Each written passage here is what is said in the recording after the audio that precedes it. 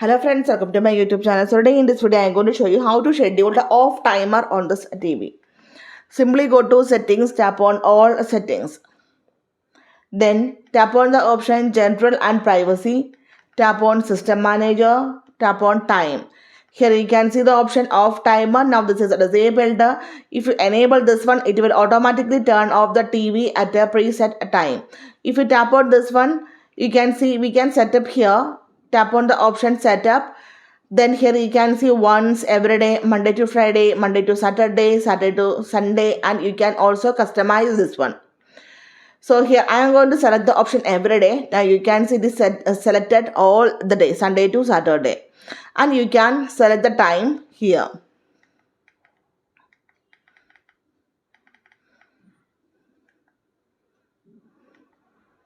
Okay.